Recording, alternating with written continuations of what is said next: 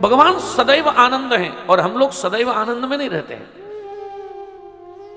इतना बढ़िया कथा में बैठे हैं, इतनी बढ़िया से भी लगा रखे हैं गुब्बारे, सब छतरी वतरी सब लगा के खूब आनंद हो रहा है। और इस कथा में, इतनी बढ़िया कथा में भी जहां इतने आनंद में बैठे हो, और घर से अगर एक फोन आ जाए, और फोन भी कोई गंभीर समस्या ना हो, जिनसे आपके विचार नहीं मिलते हैं, वे घर आ गए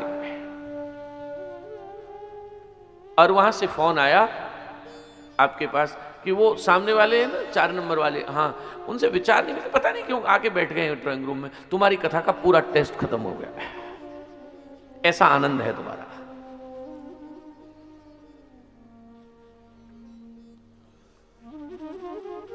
और मैं ये बात कहीं सुनी नहीं, मैं प्रैक्टिकल बात बता रहा हूं।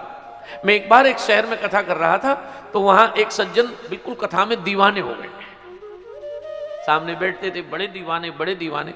तो जहां कथा थी तो उसके सामने एक रूम बना रखा था कि महाराज जी 10 मिनट आप यहां बैठो, लोगों से मिलो। तो मैं मिलता था, तो वो कमरे में आता था सबसे पहले ही, वही भगत, और कहता था मैंने कभी कथा नहीं सुनी, लेकिन अब मुझे ये लग रहा है मैं 7 दिन के बाद अपने घर में नहीं रहूंगा। मैंने कहा कहां रहोगे? आपके साथ चलूंगा। मुझे भी बड़ा लगे कि अच्छा वैराग्य हुआ है इसको,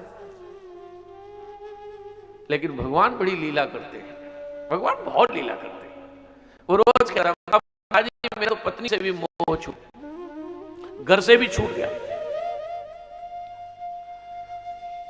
3 दिन हो गए। मैंने कहा, और 3-4 बार कहे पत्नी से भी मोह छूट गया, पत्नी से भी छूट गया, पत्नी से भी छूट गया। मैंने कहा कितने दिन हो गए गृहस्थाश्रम में? बोले हो गए 30 साल। तो मैंने कहा 15-20 साल बाद तो सबका छूट जाता, तेरा क्या छूटा है?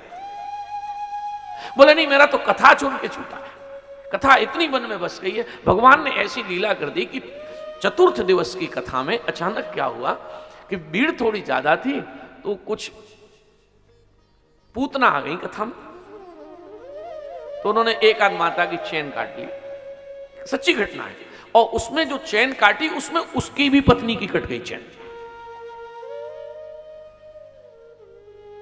तो वो हल्ला हुआ, चैन कट गई। तो जब हम कमरे में आए तो कमरे के बाहर लेटा हुआ था जमीन पर, मर जाऊंगा मैं, नहीं बचूंगा।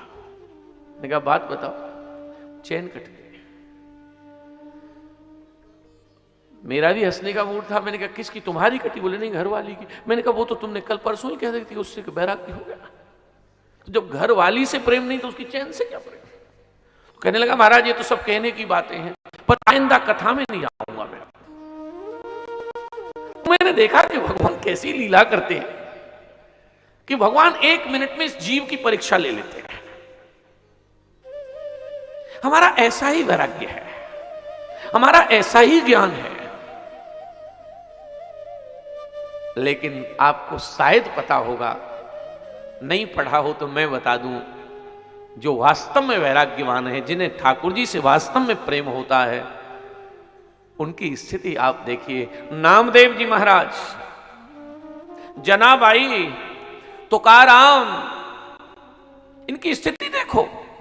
नामदेव जी का बेटा समाप्त हो गया और वे ठाकुर जी के मंदिर में नहीं गए और ठाकुर जी के दर्शन करने नहीं गए। तो संतों ने नामदेव जी से कहा, नामदेव तुम तो रोते थे, बहुत रोते थे, बैठे रहते थे, रोते थे, बेटा चला गया, बेटा चला गया। कई लोगों ने आके कहा, नामदेव तुम्हारा बेटा चला गया, तुम तो कहते थे मैं विठला, मैं ठाकुर से इतना प्रेम करता हूं कि मुझे किसी से प्रेम नहीं, अभी भी तुम संसार में उलझे हो, रोते रहते हो। नामदेव और ज्यादा रोने लगे। लोगों ने कहा देखो भैया ज्ञान आपका कमजोर पड़ गया।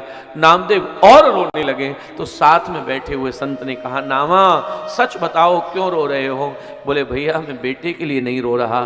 तो बोले सूख तक लग गया है, सो 12-13 दिन ठाकुर जी के दर्शन नहीं कर पाऊंगा, इसलिए रो रहा हूं। ये है भक्त।